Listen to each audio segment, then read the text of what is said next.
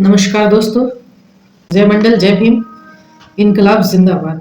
स्वागत है आप सभी का मेरे यूट्यूब चैनल न्याय रक्षक में। साथियों, मैंने एक सोशल मीडिया प्लेटफॉर्म पे एक पोस्ट डाली थी कि मैं एक भूमि अधिकार पार्टी, मैंने नाम दिया था उसको, बनाने जा रही हूँ।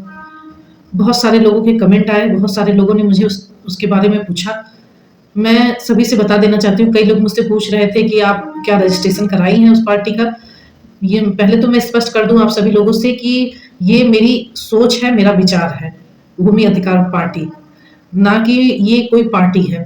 अभी तक इसका रजिस्ट्रेशन नहीं कराई हूँ और मैं चाहती हूँ, जैसे मैंने देखा है गाँव में तमाम भूमि संबंधी विवाद रहते हैं, जिसके चलते गाँव के लोग अवसादग्रस्त हो जाते हैं और अपनी जमीनों को छोड़कर, अपने गांव को, अपने घर को छोड़कर शहरों में जाकर बसने लगते हैं।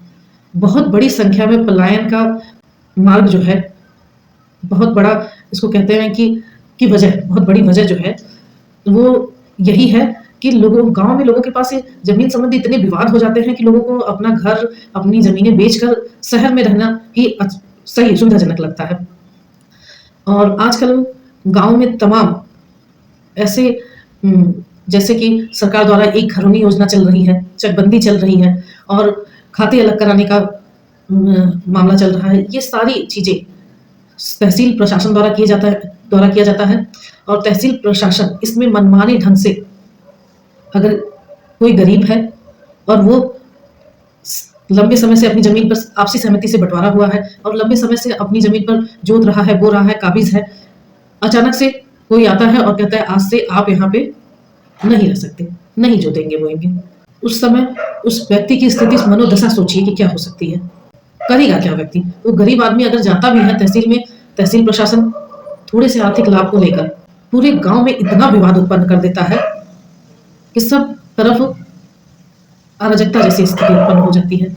कई बार मैंने देखा है, कई बार मेरे सामने ऐसे मामले आए हैं जिसमें दो पक्षों के बीच जमीनी विवाद न्यायालय में है और अगर कोई एक पक्ष जमीन पे अपना निर्माण करता रहता है, दूसरा पक्ष पुलिस को फोन करता है, पुलिस आती है, तो कई बार ऐसे होता है कि पुलिस एक पक्ष को निर्माण नहीं करने देती है, कहती कि नहीं, मामला न्यायालय में है तो आप निर्माण नहीं कर सकते। और वही पुलिस दोबारा अगर किसी और के मामले में आती है और जमीन विवाद या निर्माण हो रहा है तो कहती है नहीं, गरीब पक्ष से कहती है कि आप स्टे ऑर्डर लेके आइए, तब इनका निर्माण रुक सकता है, नहीं तो नहीं रुक सकता।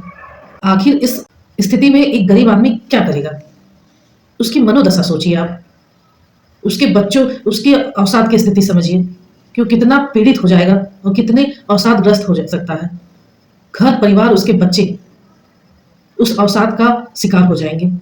कहीं ना कहीं परिवार में बातें होंगी, बच्चों की भी मनोस्थिति पर उसका प्रभाव पड़ेगा।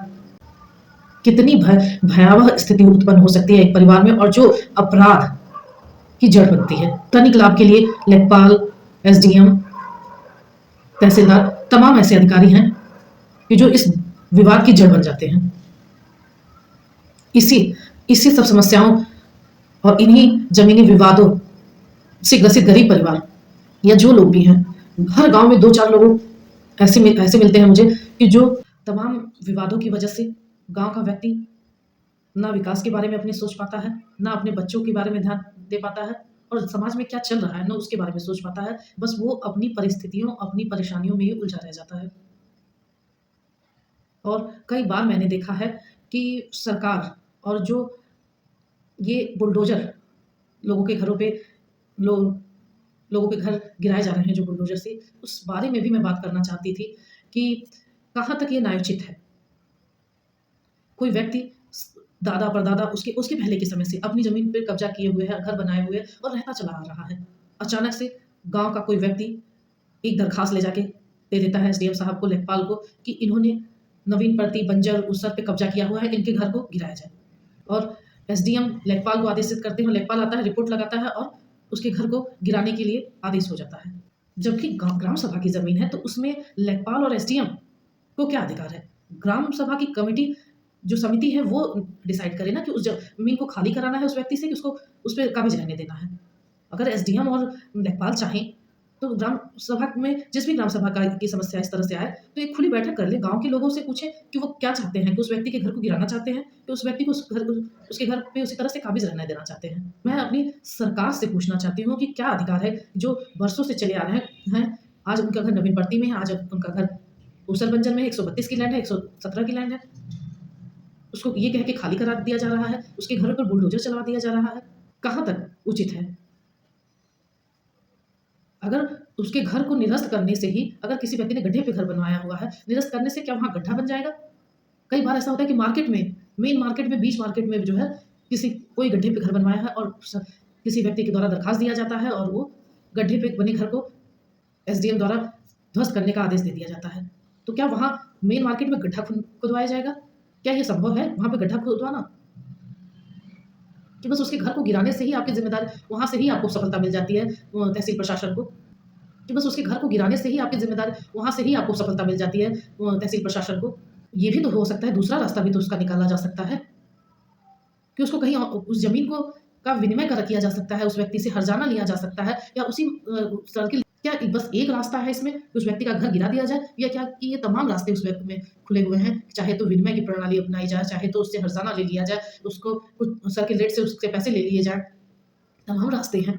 सारे अधिकार तो ग्राम सभा को हैं। जो ग्राम सभा को अधिकार है वो लेखपाल और एसडीएम साहब लेकर बैठ जाते हैं। सोचिए कि जो लोग 45 साल, 50 साल, 60 साल पहले से उस ज़मीन पे घर बनवाए हैं, उनके घर को गिराना, सोचिए कि कितनी मेहनत से एक-एक रुपए बचा के आदमी घर बनवाता है और सरकार को चंद घंटे लगते हैं उस घर को गिराने में। तो मैं चाहती थी कि ऐसे लोग मेरे इस संगठन में जुड़ें। कांसीराम जी ने एक नारा दिया था, जो ज़मीन सरकारी है वो ज़मीन हमारी है। तो अगर जो ज़मीन सरकारी छोड़ी गई है, वो कहीं न कहीं हमारी ज़मीनों में से ही तो छोड़ी गई है। तो फिर उसका अधिकार एसडीएम, तहसीलदार, लेखपाल को कैसे है? वो तो गाँव की ज़मीन है, ग्राम सभा की ज़मीन है ना। तो ग्राम सभा के लोगों को तय करने दीजिए ना, कि जो 2 पक्षों के बीच में कभी-कभी गाँव में विवाद होता है, एक पक्ष चाहता है कि पूरी तरह दूसरा पक्ष बर्बाद हो जाए। उसी रंजिश को लेके वो दरखास्त डालता है। उसकी कमियाँ खोजता है कि अच्छा, इस व्यक्ति को बर्बाद करने के लिए क्या-क्या इसकी कमियाँ हैं। तो वो उस कमियों के तहत उसके घर को सबसे ज़्यादा टारगेट करता है। और नहीं भी अगर रहता, मैंने कई बार देखा है कि अभिलेखों में छेड़छाड़ करके उसके घर को गड्ढा घोषित करा दिया जाएगा, नवीन पड़ती में डाल दिया जाएगा, ऊसर बंजर में डाल दिया जाएगा, बिना जाँच पड़ताल किए। एसडीएम साहब, लेखपाल साहब, जो आजकल तो लेखपाल की स्थिति जिले में राजपाल जैसी हो गई है।